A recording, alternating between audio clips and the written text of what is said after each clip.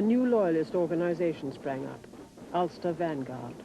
That it would be seen by the IRA and others as a first and major step on the road to a terrorist victory, and that it would leave the government of Northern Ireland bereft of any real influence and authority by removing the most fundamental power of any government.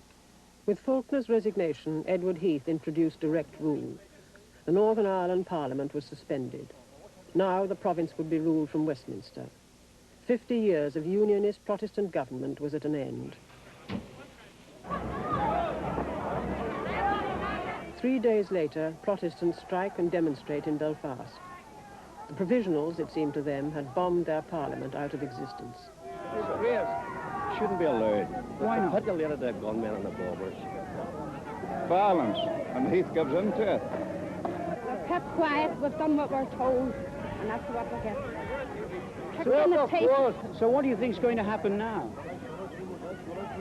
I'll give you the two I will words. tell you, right. Take a look at all these names. You'll know right what Someday you'll know what the civil disobedience is. 190,000 Protestants were involved in the protest strike against the introduction of direct rule. Stormont, so long Protestant security against a united Ireland, had fallen.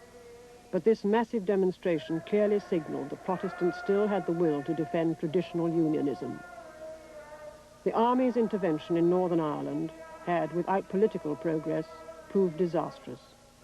Now London had full responsibility for the Northern Ireland question.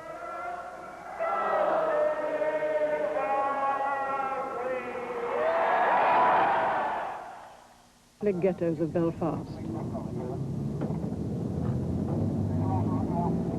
Here in Northern Ireland, most Protestants, 2/3 of the population, are determined not to be drawn into a united Ireland. Most Catholics, 1/3 of the population, resent being part of the United Kingdom. For a decade, the army has been engaged in a low-intensity war with the Provisional IRA, neither able to win decisive victory. Today, the Northern Ireland problem seems further from resolution than it was a decade ago. Now, after 12 years of what the Irish call the Troubles, the situation seems to be one of deadlock.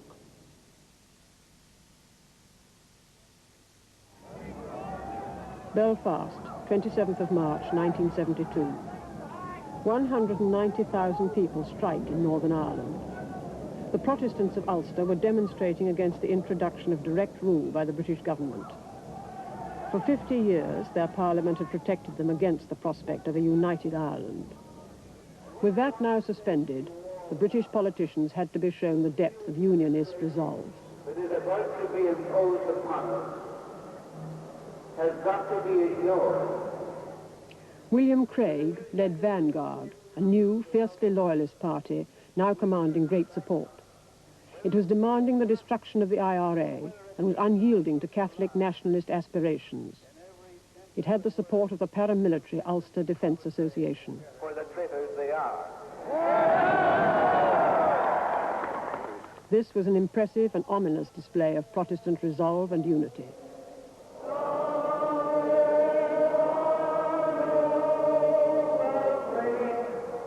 Protestants would defend their Ulster birthright, fight the Westminster betrayal.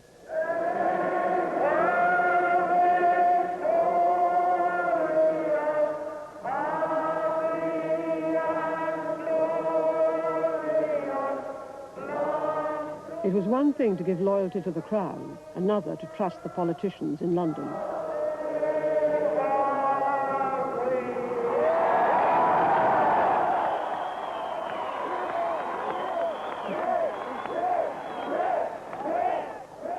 Craig was concerned about William Whitelaw, the new Northern Ireland Secretary, with dictatorial powers in the province. He was asked in his first press conference in the old Stormont buildings whether the loyalists of Vanguard might make the province ungovernable. I hope very much that no one in the situation that we now are faced, the decision having been taken, would seek to do that. And I do not believe that when time has been passed for maturer councils, that such a view will be taken. The close connection between the paramilitary Ulster Defence Association and Vanguard was obvious at the recruiting centres. Tens of thousands of Protestants joined Vanguard, demanding a return to majority, that is, Protestant rule, an end to concessions to the Catholic minority, and the destruction of the IRA. Its resolve echoed 1912, when the call of no surrender marshalled Protestants against Home Rule, and the presence on the streets of the Ulster Defence Association, now numbering 50,000 men, recalled the threat of the Ulster Volunteer Force 60 years before.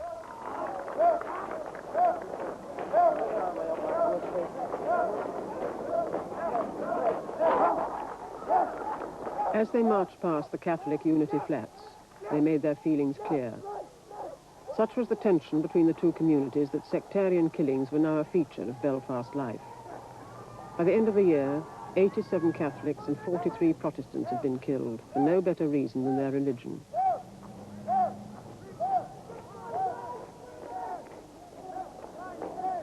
In the Catholic ghettos of Belfast and Derry, provisionals were policing their own areas. For nearly a year, parts of both cities were no-go areas into which neither police nor army were admitted. Provisional checkpoints were a common sight. Then in June, a truce was agreed between the British government and the provisionals. Secret talks involving Whitelaw took place in London. The talks were fruitless and the truce collapsed when fighting broke out on the Lenadoon estate in Belfast. The Northern Ireland Housing Executive had allocated houses abandoned by Protestants to Catholics. The UDA had objected, fearing Catholic encroachment into Protestant territory.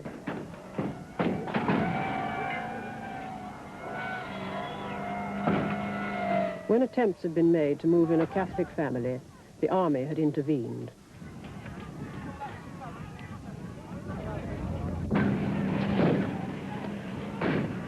The intention was to stop a confrontation between the provisionals and the UDA.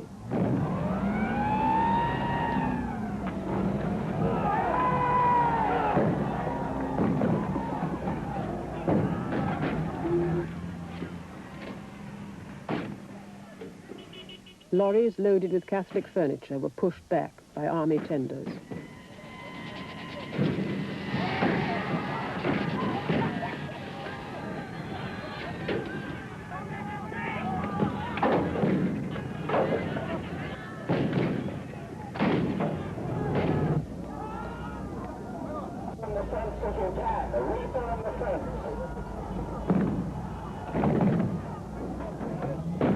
When the army moved deep into the Catholic district, the provisionals informed them that they considered the truce to be broken. Yes. A gun battle broke out.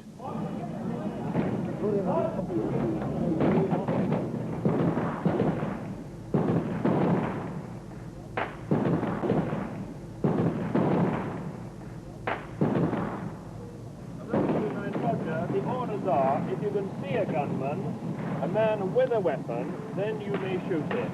A man with a weapon. But you cannot return fire just because you think fire is coming from that area. If you are certain that you can see the gunman there, then you may engage. Over.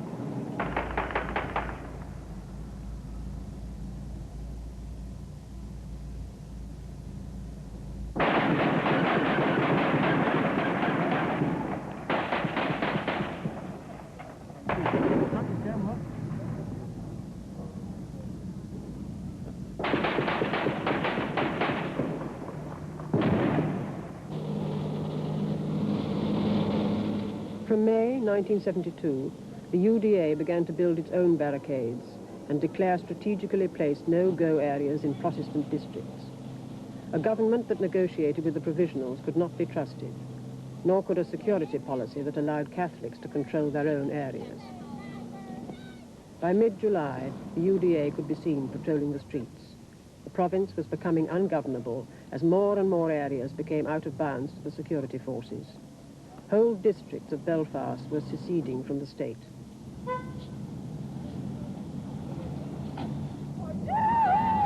Protestant barricades had a distinctly permanent look.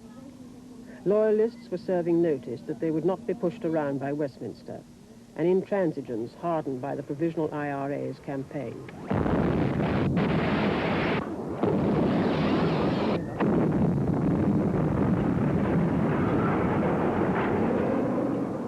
Friday, 21st of July, 1972. Between 2 and 4 o'clock, 22 bomb explosions went off within a mile of Belfast city centre.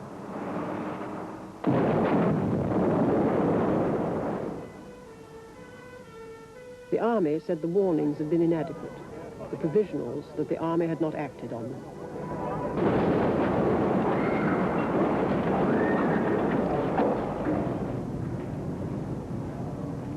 Nine people were killed, 130 injured.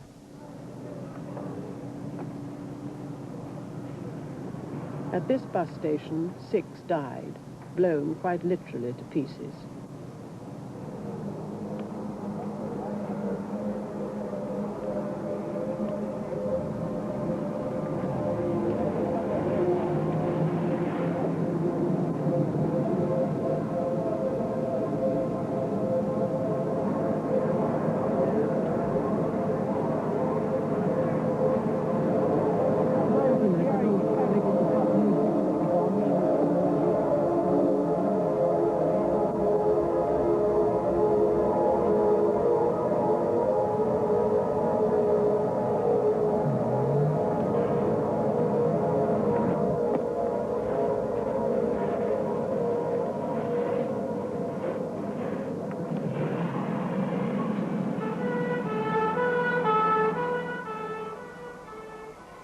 Pandemonium gripped Belfast.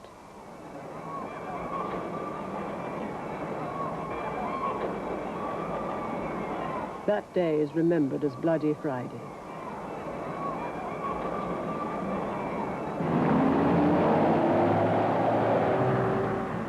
Dawn, 10 days later.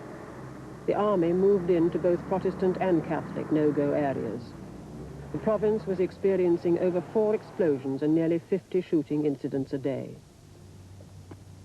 Bloody Friday had made it imperative for Whitelaw to act. It also made it easy. That day had shaken virtually everyone in the province, including the Catholics. Support drained from the provisionals.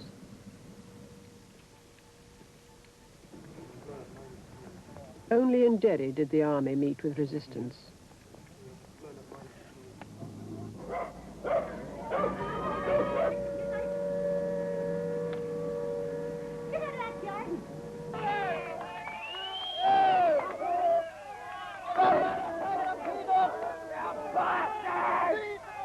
Well, the operation's gone very well. As a result of what we started at 4 o'clock this morning, the position now in Northern Ireland is that anyone can go anywhere at any time.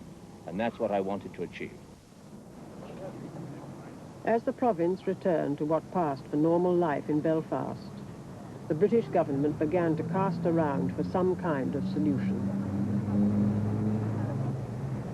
March 1973 saw the most sophisticated attempt yet to solve the Northern Ireland problem. A white paper proposed an elected assembly which would have no authority until an executive of both Catholic and Protestant ministers had agreed to share power. A Council of Ireland would discuss matters of mutual concern to the two Irish governments. Hardline unionists saw power sharing as undemocratic, and the Council as a step towards a united Ireland. At Stormont, Ian Paisley outlined how he would oppose it. 1, by exhausting every parliamentary device to defeat the white paper, and 2, by complementing that campaign in Parliament by a campaign across the country. When the members elected to the Assembly met at Stormont in July 1973, it seemed possible that power sharing might work. The traditional Protestant party, the Unionists, had already split. About half rejected the proposals out of hand, but the rest, under Brian Faulkner, were prepared to consider it. Faulkner had 22 Unionist seats, so together with the Non-Sectarian Alliance Party and the Catholic SDLP, led by Gerry Fitt, there was a majority in favour of power sharing. Protracted and difficult negotiations between the three parties under the chairmanship of Whitelaw went on for 5 months. Mr. Whitehall, what are the results of the talk, Mr. Whitehall? You've all agreed not to comment, and we're not going to comment. Are you meeting again? Are you going to meet again? We're putting out a statement, and we've all agreed not to comment on it at all. You read the statement. Read the statement. It's a very nice evening, after so many hours in it. The agreement was finalised at a conference at Sunningdale near Ascot in December 1973. Official unionists, the Alliance Party and the SDLP would share power. Brian Faulkner as Chief Minister, Jeddy 4 Catholics would hold cabinet posts. But power sharing was only one dimension of the Sunningdale talks. There was also an Irish dimension, the Council of Ireland. The agreement was signed by the British Prime Minister Edward Heath and Irish Premier Liam Cosgrave. The Council of Ireland acknowledged the aspiration for a united Ireland without significantly advancing it. In all, it was a dexterous and clever solution. In a less heated climate than Northern Ireland, it might have survived. It was enough for the Catholic SDLP, but Faulkner had conceded too much for the loyalist temper. Already the assembly at Stormont was surrounded by police and barbed wire. Loyalists who'd broken away from Faulkner's unionist party would not give an inch. Sunningdale would be opposed, and if necessary, the parliamentary business of Stormont stopped. Now, Faulkner's unionists confronted Paisley loyalists. We want on the record our objections to this fact, and as public representatives we're entitled to have it. What is more, an answer to your question? The Speaker cannot anticipate anything that happens. If I stood here and told the press I'm going to punch Mr. Faulkner in the nose, nothing can be done in the House until I get up and do it. He can't anticipate serious disruption. You have to wait until it happens. That day, the Speaker adjourned the sitting after only 2 minutes. Police were used to prevent members re-entering the chamber. As I go into this House and I see the behavior of these people, led by the demon doctor that preaches God knows what round the country, it's time it's got to stop. It really is. What does it mean for the Assembly, Mr. Faulkner? It's certainly not going to stop the Assembly working. I can tell you this, that the coalition that has been built up of the SDLP and the Alliance and the official unionists are going to see that the Assembly works and that Ulster gets the good government that she deserves, and that the police force are not going to have to be used to protect people that are talking a lot of hypocritic cant in here. 6 weeks later, January 1974, police at Stormont had to call in the Redcaps, the military police. Loyalists had occupied seats reserved for the executive and removed the mace. 18 of them, including Paisley, were forcibly ejected.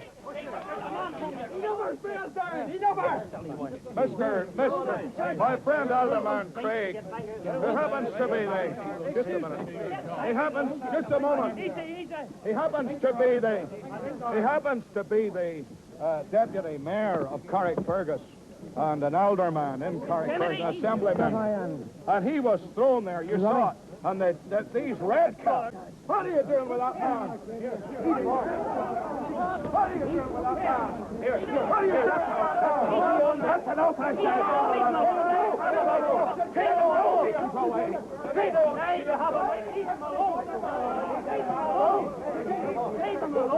Your people want this kind of scene. I'd like to tell you, sir, we acted completely and totally unconstitutionally. We saw the Speaker yesterday and gave him notice. And what did the Speaker say? The Speaker said he was the servant of the executive and would not protect minorities in the House. Isn't this so the kind of chaos, Mr. Paisley, if he's prepared, just a minute, don't you be putting words into my mouth. I have made my statement. I have made my protest. I was totally in order. And let me tell you this. Go down and photograph the bayonets of the British Army. 1,000 army men. And if that, sir, is the sort of thing you think you'll get democracy in Northern Ireland, get you back to England. To see this place surrounded like a fortress, you think the communists were coming here. It's a communist state. Let me tell you this, we have tried to keep the people off the street, and we have tried to make them support the RUC. But when they see what has taken place in this house today, I can tell you this, that I never in my life will try and defend the RUC. Because you're no good, you're only puppets for Whitelaw and the rest of them Comanches and Westminster. We on public platforms have defended them over the country. Barney's not even inflammable. Burn the ladder! Burn Faulkner first, and then get set. There goes the Lundies. Burn the nine. Faulkner's out first. Here goes Jack. March 1974. Protestants demonstrate against Sunningdale at Stormont. At the general election, every MP but one returned to Westminster by Northern Ireland opposed Sunningdale. Protestants were adamant. What have the people of Ulster said? They have said, first of all, to Mr. Faulkner and his cronies, we want nothing to do with enforced power sharing in any undemocratic government in Stormont.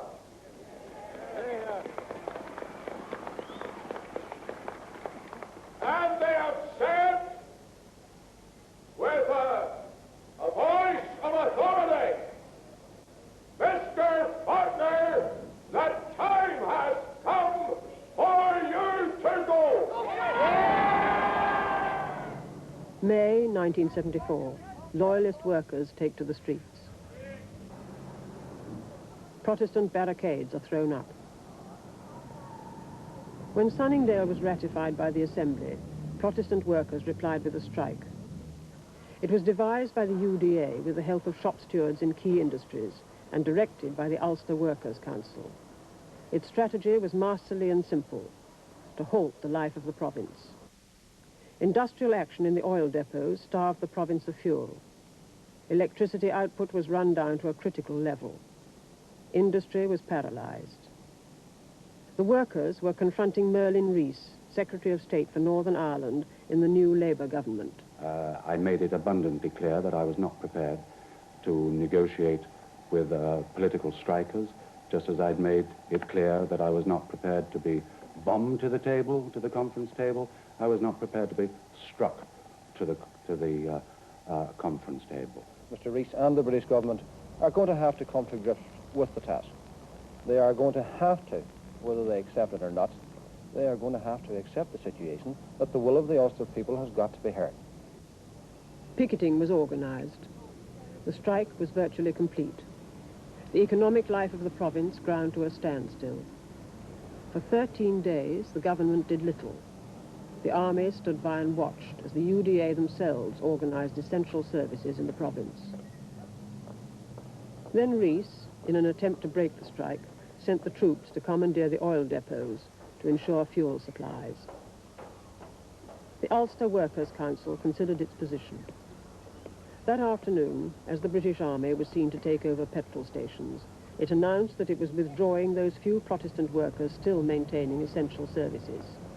The army was to be left to run the province. Consequence of the government decision in using troops to subvert the stoppage, the council have agreed that bread and milk supplies will be the responsibility of the army, as in from midnight on Tuesday 27th. On electricity supplies, by midnight tonight, Ballynunfold Power Station will be closed. The UWC will agree to one final delivery of feedstuffs on Tuesday. Thereafter, the army must shoulder this burden. The army simply could not run and maintain all essential services in the province. Life itself was threatened. Rees still refused to negotiate. But Faulkner's position was becoming untenable. The strike had clearly demonstrated that his acceptance of power sharing had little support among Protestants. On the 28th of May, he saw Rees. I recommended this morning, on behalf of myself and my unionist colleagues, that some sort of dialogue between government and those confronting it should now take place. But the Secretary of State was unable to accept this recommendation. We have therefore offered our resignations to the Secretary of State and have advised him to explore at once the possibility of constructing a new administration on a basis which will command general public confidence. My general view is this, that the Sunningdale and power sharing, which was set up by the previous administration, was a magnificent concept which I supported, and as a result of the elections on February 28th, which weakened the situation, coming up to this strike, There's no doubt that there's been a severe setback in that concept of getting the two parts of the community to work together to power share. As Asquith had underestimated Carson in 1912, so Rees misread the Protestant resolve of 1974. Their defeat of power sharing and the Council of Ireland showed that their resolve had not diminished in more than half a century.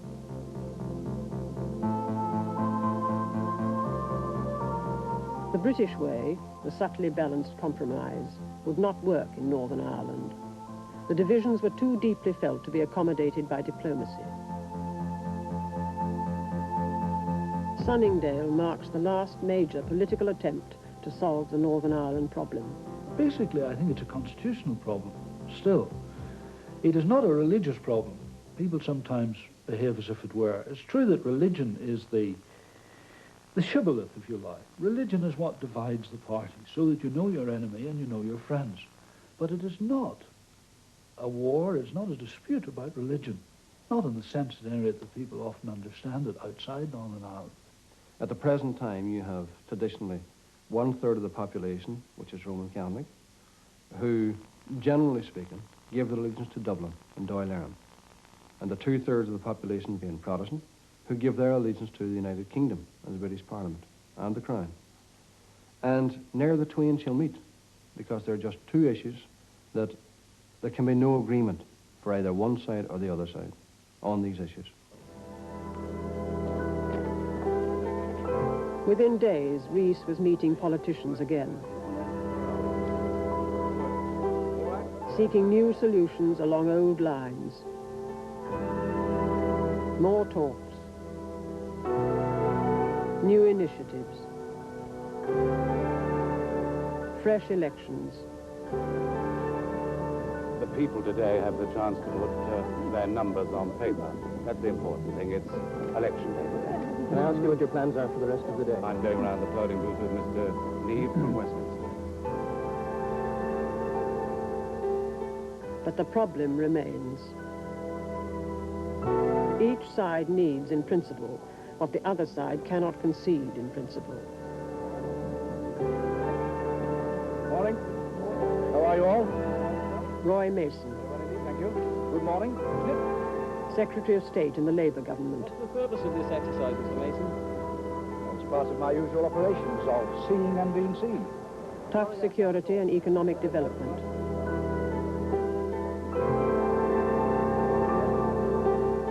Another initiative.